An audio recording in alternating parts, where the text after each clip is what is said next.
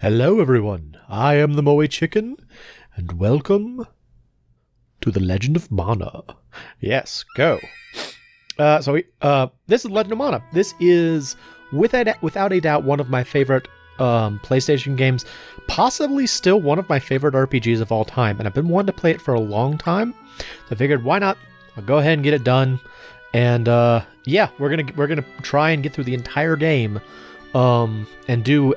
I know I have done every single mission before in the past. I'm gonna try to get every mission. Anyway, first we gotta get started. So I'm gonna make funny thing, when the first time I played this game with my friend, we thought they were both female. We couldn't really tell one was female and one was male. We just thought it was two girls. So my friend chose this girl and I chose this girl. This is actually the boy, despite his crazy hair and apparently a dress. I'm going to choose him. Now, another fun thing about Legend of Mana right off the bat is you get a full... You get to choose what you want your starting weapon to be. Now, you're not locked into this. You can use whatever in the future, but I'm going to start with... I like spears. I'm going to start with a spear, so you get... They give you a spear by default. Your default name is just you! So when everyone talks to you, they're just like, you! But I don't want that. Let's see. Cancel. I am going to be Mo. Because that's me. I'm the MoeChicken. That's me. Mo. So Mo is my name. And now I get to choose where I want to live. This is kind of a...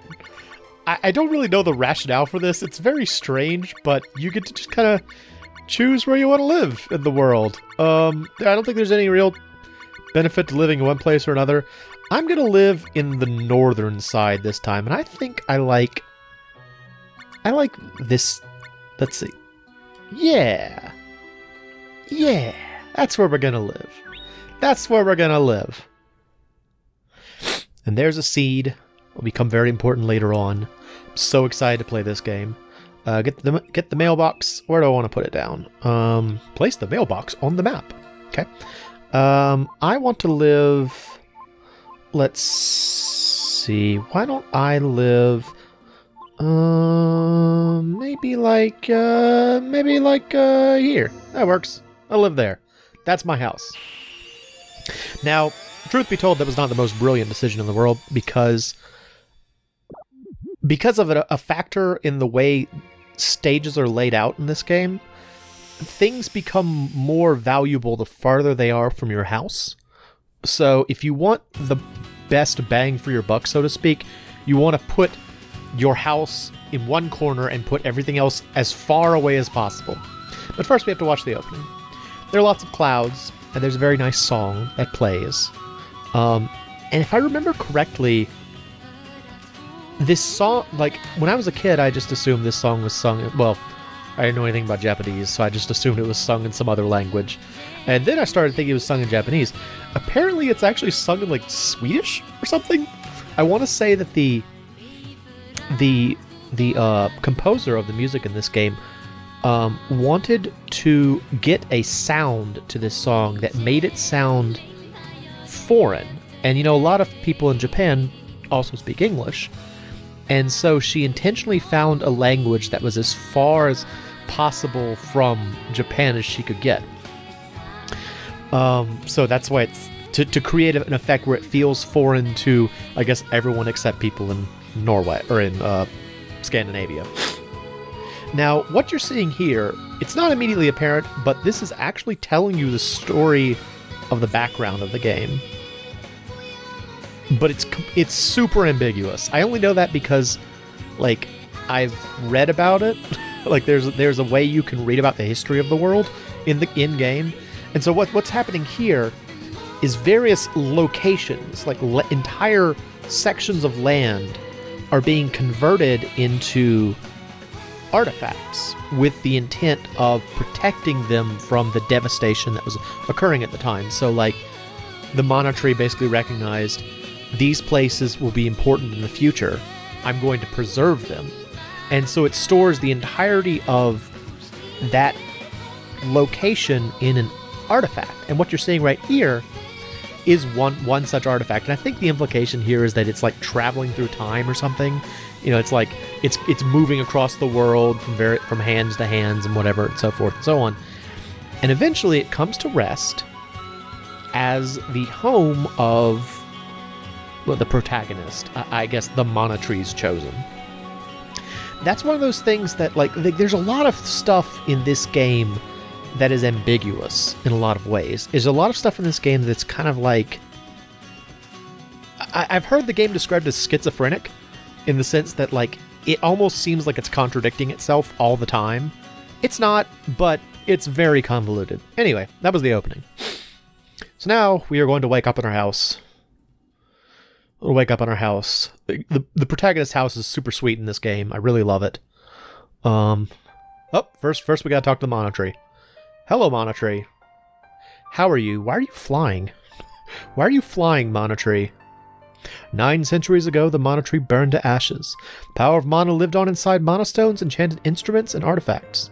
Sages fought with each other for control of these last remnants of mana.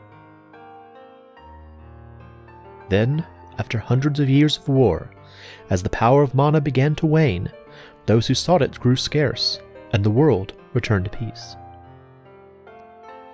After that, mankind grew afraid to desire. Their hearts filled with empty emotions, and grew estranged from my hands. They turned their eyes away from my infinite power, and were troubled by their petty disputes. Remember me. Need me. I can provide you with everything. I am love. Find me and walk beside me. Isn't that a cool intro? It's very, like, again, there's a lot of, like, there are a lot of things about this game that are very, like, mystical, and I don't know, it really fits its name, Legend of Mana, very well, I think. And oh, there they are, just sleeping, chilling out. Like, oh, I gotta get out. I gotta go do things. So this is our hero. But yeah, so, like, I'm talking a lot because I'm just so excited to be playing Legend of Mana. This game was so formative for me when I was growing up. And first we're gonna go over here and talk to this thing. Hello. This is a little cactus. Are those his eyebrows, or are those his eyes? I think they're supposed to be his eyebrows, and he's supposed to have, like, those, like, dark circles next to his mouth are supposed to be his eyes. And so he's got, like, his eyebrows raised way high up, and he's got tiny little beady eyes. But I also always saw those as, like, little blushing Kirby cheeks. I could not figure out for the longest time what this strange thing was supposed to be. But it's little cactus, and I can talk to him. And that's it. Let's go check out our house. Let's go wander around. Check things. Go downstairs. Got this WC. That's the water closet. Got a nice fire going with, like, like 3 bays. Like, there's like a fireplace opening over here. There's one in the front, and there's one over here too. It's very strange. Back here is the fish room. That's where the fish is. I'm gonna grab this. Got that 100 lucre. Lucre is the money in this game. I have a 6-person person table, so well set out for guests. Go over here. Got ourselves a little library over here. There's our big old library. One of the things that I like, so this game kind of established the art style that was used for quite a while in the Mana series, and I think one of the things that I find so cool is they do a great job of making, like, little spaces feel homey by like density of objects and the way things are laid out and the way everything kind of feels like, what's the best word for it? Dense. It just feels like there's a lot going on in every scene. Every scene is so dense. And I love that. I love how they set it out. So, alright, we go outside. There's a weird green Martian walking around in our yard, but we're going to deal with that later. Let's keep looking around. Down here we have a path. This path leads to the backyard. Backyard orchard. We ain't grown anything yet. I guess we're going to have a garden here later. So that's cool. But right now there's not a whole lot there.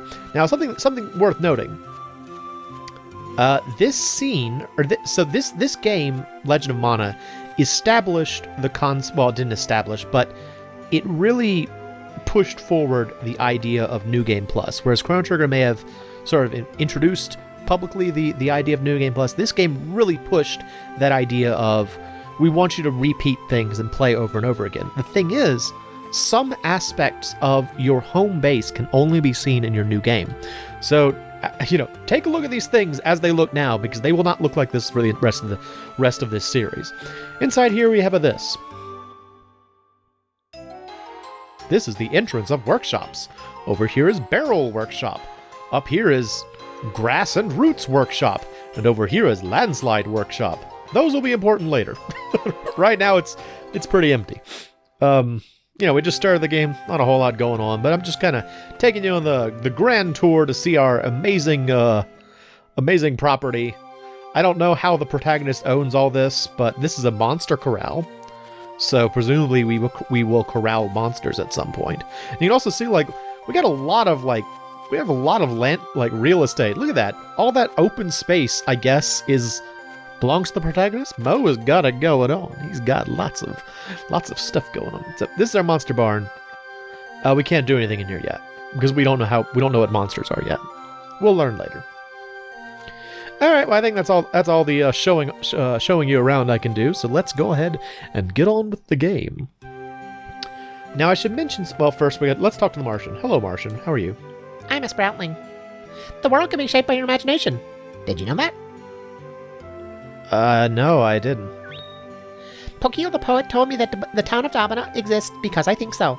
People say this world isn't an illusion, but the sproutlings know. If you can't find Domina, use your imagination to find it. Here, use this. Got AF color blocks. This is the town of Domina. So, what he's saying there, and what is not super clear at this point in the game, is that the protagonist is sort of the first person from the old world to wake up, so to speak. So, in that opening sequence, we saw the thing tumbling along, and it gets placed here, and the protagonist wakes up. So, the protagonist is aware of the fact that there's nothing in the world right now.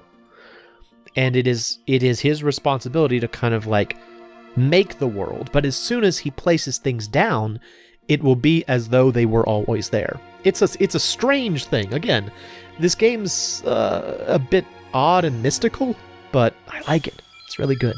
It's really good. This is the town of Domina. We're going to come back here a lot. So let me explain something about how this series is going to go down. These episodes are going to be very irregular.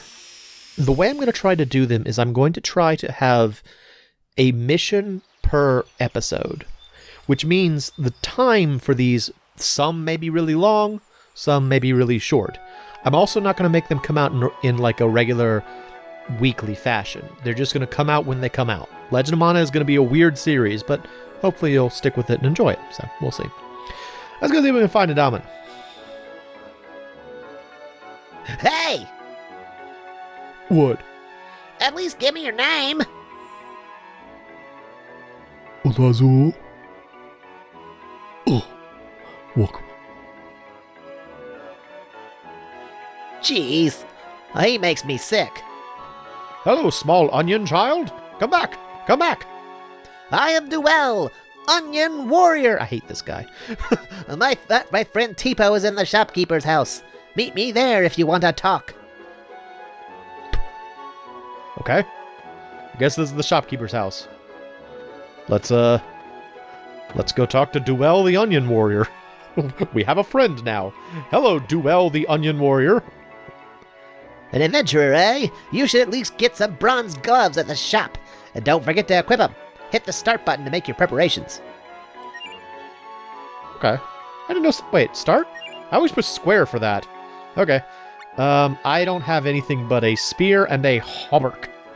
Okay, so... Duel... Hello, Beetle Man? What are you?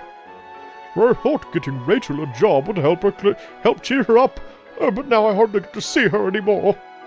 Oh yeah, let me give you this book about weapons, armor, and instruments. Look it over in your study, and feel free to check out our shop. Okay. Thanks for the complimentary encyclopedia, sir. What is this? What are you? "I was a scary bloke here just now. He said, 'I'm looking for me lost girlfriend. Have you seen her?' So I says, 'No, I haven't. Honest, Gov.' But he says I was lying. He started threatening me. Maybe he was a stalker. Blimey." Alright. That's a thing. It's Cockney. Cool. We met a Cockney thing. Let's keep looking around. Let's keep looking around. I kind of want to go talk to that person that went into the bar, but let's go to the shop first. Should buy some Minos gloves. So says Duwelt. Why does this stand out? What are you? What are you? There's a thing here. Look. There's like a little statue here. Who are you? Why are you here? Also, is that Bowser in the upper left-hand corner? That looks like a stuffed head of Bowser in the upper left-hand corner. That's very strange. Very strange. Hello. What can you buy? What can you sell me? So yeah, you can see right here, like right from the start, if you want to, you could just buy another weapon. You know? You don't have to stick with what you chose at the beginning, but I'm going to, because I like spears. Let me buy some gloves. Yep. Alright. Let me go equip those gloves. So yeah, you can see that the protagonist is kind of like a weird face. I couldn't tell if this was male or female. It just looks like a weird person. But yeah, he's supposed to be a dude. Let's see. So let me look at our stats. We got power, skills. I think this is supposed to be like accuracy. Defense, magic, HP, spirit. Oh, it actually tells you down there. So yeah, charm and luck. Luck is super important in this game for a reason we'll get into later. Luck is really important. That's my spear. That's my hauberk. I only have, like... Okay, so... just going around. I'm sorry. Eventually I will stop talking about this, but I'm so excited to be playing the game that I'm just going to keep yammering on. The way the game works in terms of... You have abilities and you have special techniques. Abilities are like things you can do at any time during battle. The battles are active like in the other mana games. You start off with 8 of them, and you learn new ones through combinations. So, like, if for example, I jump and defend had something that using them together would get you, I would learn that, like, I'd have a chance to learn that after every battle.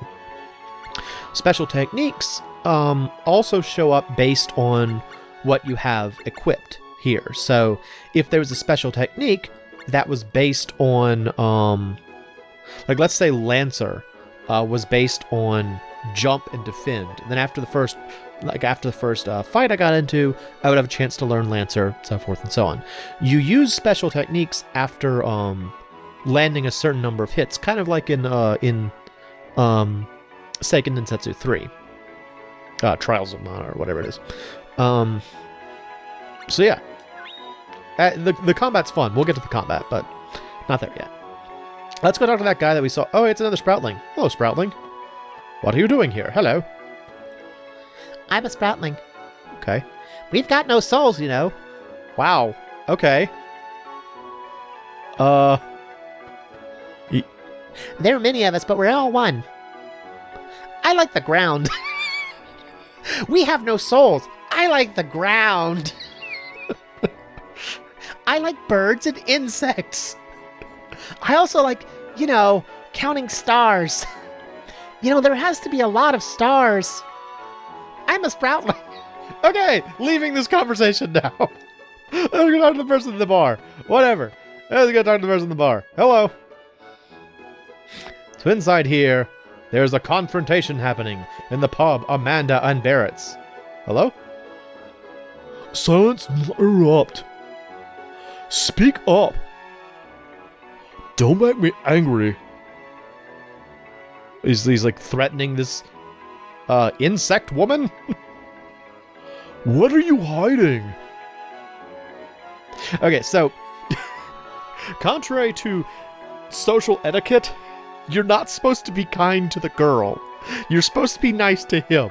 Despite the fact that he is totally abusing this, like verbally abusing this woman, you're supposed to be like, hey bud, what happened? You're not supposed to stop him from yelling at this woman. I always felt terrible about this, but if you don't do this, he runs away and you can't do this mission. So, ask what happened. A friend is missing? Yeah, see again, protect her? Nope. Ask about the friend. She wears a white dress and has long hair. She's like a sister to me. I am worried. Oh, you can offer compassion or let's search for her. Together with me? But you mustn't. No, I'd be grateful. Meanwhile, she's just completely traumatized by my absolute lack of any sort of compassion for her. What?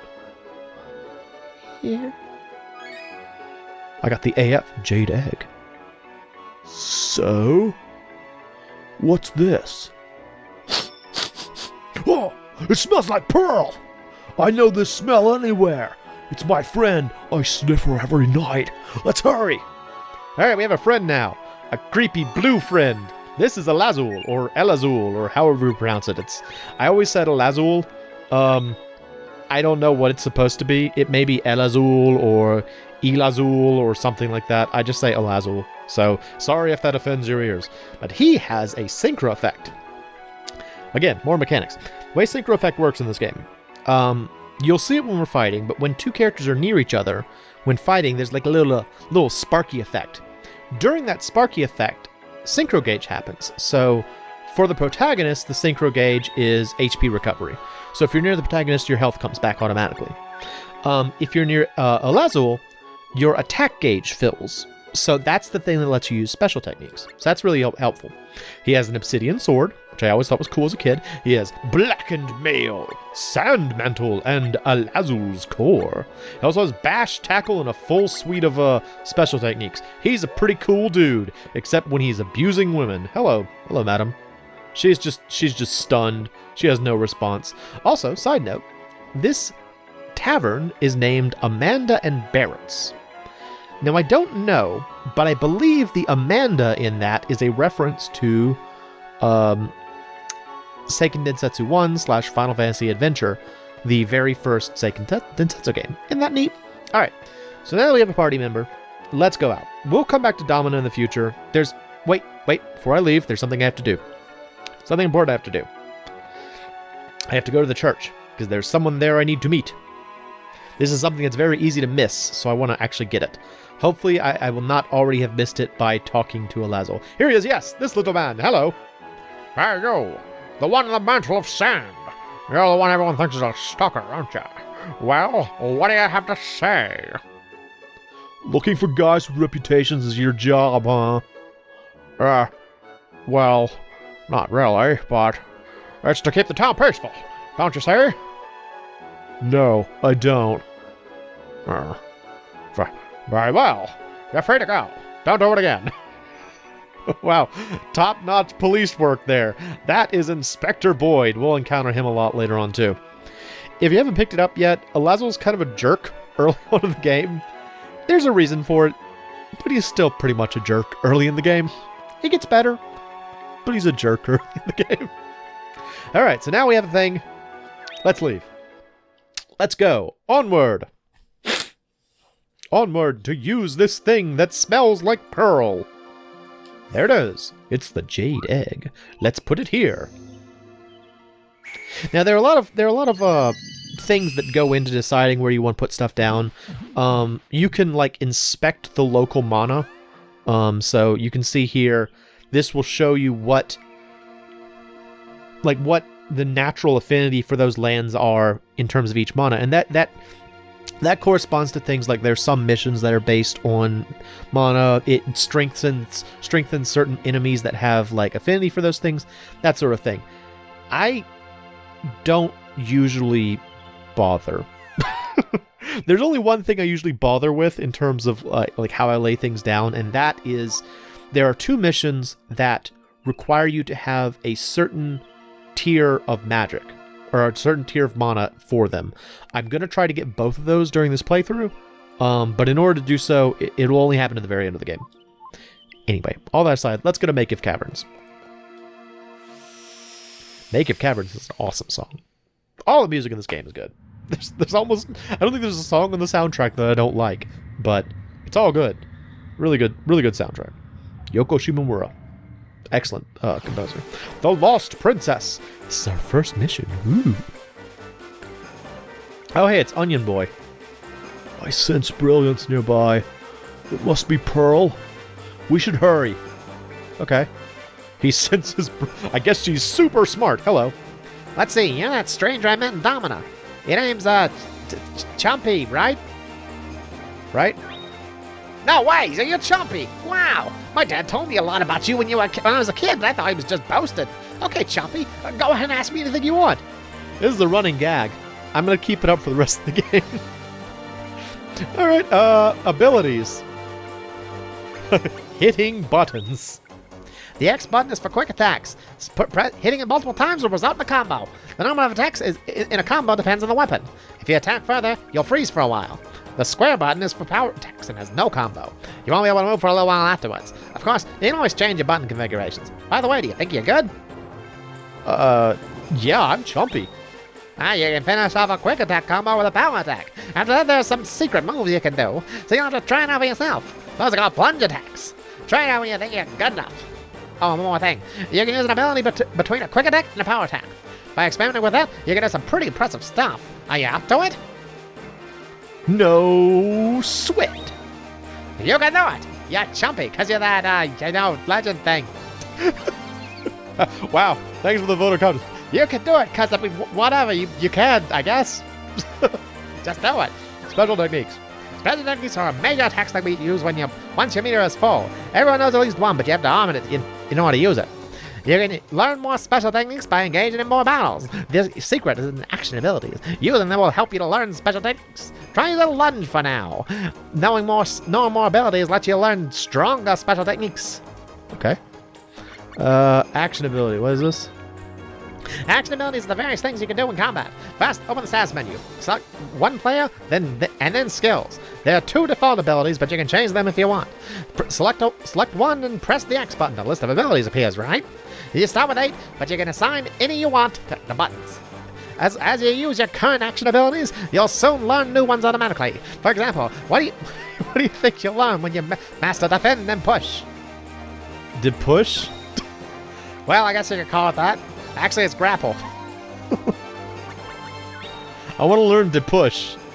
General fighting. Synchro. The synchro is that electric thing up on top that happens when you're fighting enemies. Electric thing? It's kind of hard to explain. It shows up near the HP meter when you're close to a friend in combat. It has a helpful effect depending on who you're with. That's what friends are for, right? Electricity. That's what you use friends for. Electricity.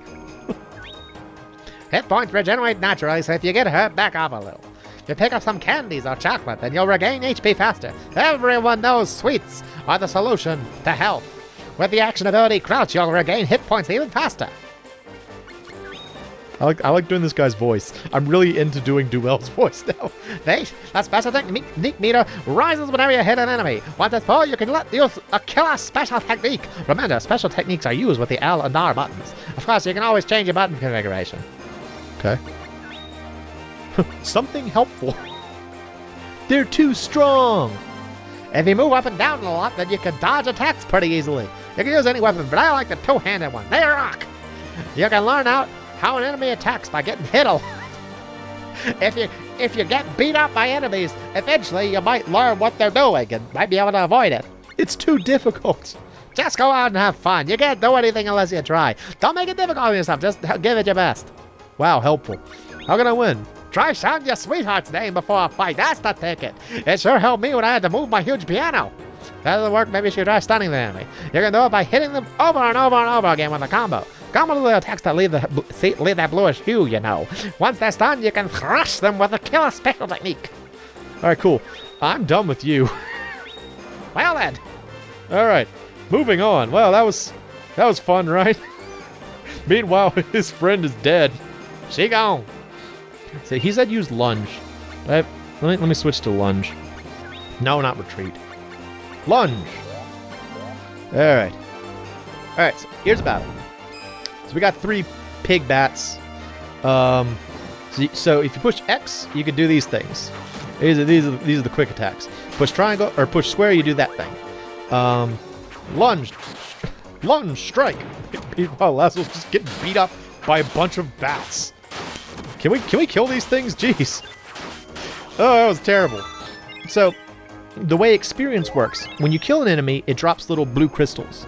those crystals are experience, and only the people that pick them up get experience. This is one of the things that makes it so hard to use computer-controlled allies, because they don't by default go for the experience. They'll just kind of like kill an enemy and then just wander around with no reference to the experience. It's very frustrating. However, there is an item that we can get that will hopefully make that easier. Hello. People don't come here often. People don't come here often. Okay, cool. Look at you dance. It's just what is it, though?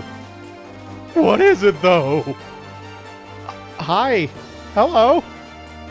Boink. Oh, wait. No. Oh. That was a boink. Boinks are teleporters. You see this little thing here that kind of looks like a weird caterpillar? This is the boink's tail. The boink is an interdimensional creature that will send you back to wherever its tail is when it says boink. Did I mention this game is kind of weird? This game is super strange in a lot of ways. Lunge!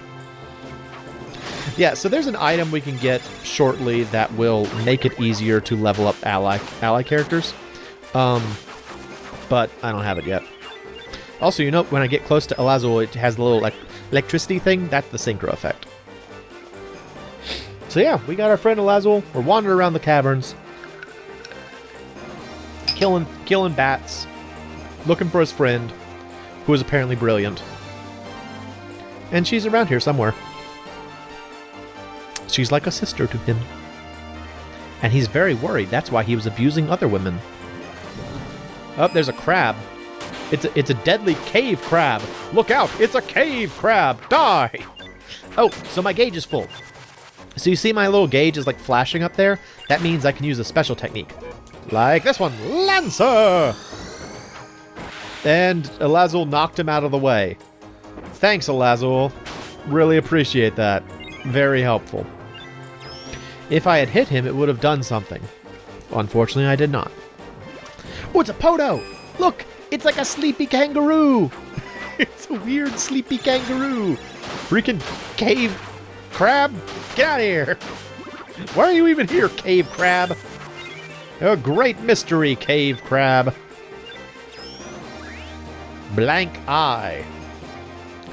Yeah, so a major part of this game is getting stuff. You need lots of... That's why luck is so helpful. Because there's a part of the game later on where you want to have as much stuff as possible. And I want all of the stuff. Stuff is super important. There's Boink again. Boink is usually used in the game to prevent you from going down certain pathways that the game doesn't want you to go down yet. So it's kind of like a roving landslide, I guess you could say. And what's funny too is that the game makes it clear that they are in-world. Because at one point someone's like... Someone is saying, like, trying to give evidence that they've trapped someone by saying that, oh, there's a Boink over there, she can't escape. And it's like, oh, okay, so they know about these weird hippo rabbits. Very strange. Oh, deadly mushrooms and a cave crab. Alright, so Alazul's ready. Yep, here he goes. Laser blade, do it! You missed. You missed everyone, Alazul. Alazul, you missed everyone. You missed them all. Oh, I'm dizzy. Oh, I'm getting the crap beat out of me by this deadly mushroom. Stop, mushroom. Oh, I'd forgotten how difficult it is at the beginning of the game. But I got more stuff. Getting more stuff is important. Always want more stuff. Because even though we've been seeing some treasure chests so far, there really aren't too many in the game. Oh, hey, it's a person. Hello. I mean, I'm gonna get the treasure chest first. Get this moth wing. It's very important. Hello, who are you? You sure are late. Pearl is this way. Hurry, go help her. Who are you? Why do you know Pearl's name? One more thing. You'd best stay away from these people. Hey, how is it you know of us? I hope you don't get turned to stone or anything. Oh! No! Ah! Pearl? Alright, that's Pearl. Pearl's over there. We're in the Stalagmite Cavern, where the giant bone axe happens. Giant rabbit! Whoa! Are you ready to fight the giant rabbit? Yeah, got him that time. Awesome. There's our first boss. This is a Duink. Or Duinka. Or Duinka. Not really sure how to pronounce it. Block. So just like you have special techniques, the enemies have special techniques as well. Your best bet is just when you see them start flashing like that, you just gotta get away. Go cross strike! Yeah! Awesome! I'm so excited to be playing this game. Oh, he's invincible now. Dang it. Oh no. Oh, it's bad. Oh, okay. We avoided it. I thought he was going to make rocks fall from the ceiling. Now, one strange thing about the movement in this game, and they describe it as fencer walking. You if you hold left, you kind of like move in like spurts, as you can see. But if you like kind of go up and down a little bit, you can move faster. It like resets the animation. So if you see me like jittering away like that, that's because I'm trying to use exploit that feature of the fencer walk. And I think we got him. Yeah, here we go. We have defeated the giant purple rabbit. And now I will take all the experience for myself. Moo-ha-ha-ha-ha. Moo-ha-ha-ha-ha-ha. Oh, I learned counterattack. Awesome. Pearl? Ooh, look, there she is. You see her hiding in the rocks? Where are you? Twink. Twink.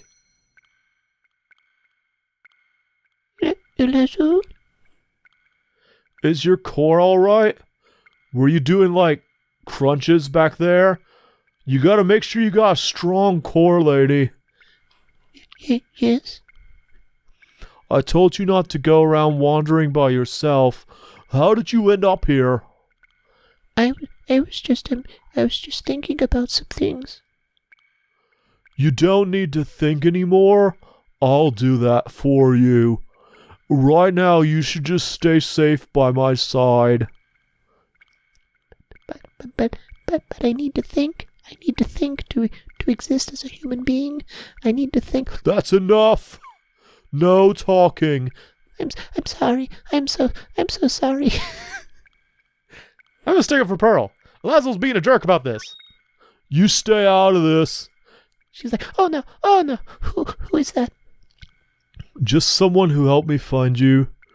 A strange kind of person. Oh. Well then, let's go. But. See you around. Goodbye. Thank you. Oh, Blushy. We're going. I'm sorry. I'm going to. Okay. This is. Thank you, Mo. You were never introduced to me, but I know your name somehow. I guess you're wearing like one of those little "Hi, my name is Mo tags" or something like that. This is for all you've done for me. Have this. Have this rock. Thank you for everything you've done for me. Here's a pebble I found over there in the corner, and a firefly lamp. Okay, bye. Yay! All right, well, that's going to be it for our first episode of Legend of Mana. We have finished our first mission, The Lost Princess, the end. Yes, so I'm excited about this series. It's going to be great. It's going to be great. So I hope you will come back and join me as we continue our journey through Legend of Mana. I am the MoeChicken. This is Legend of Mana. Thanks for stopping by.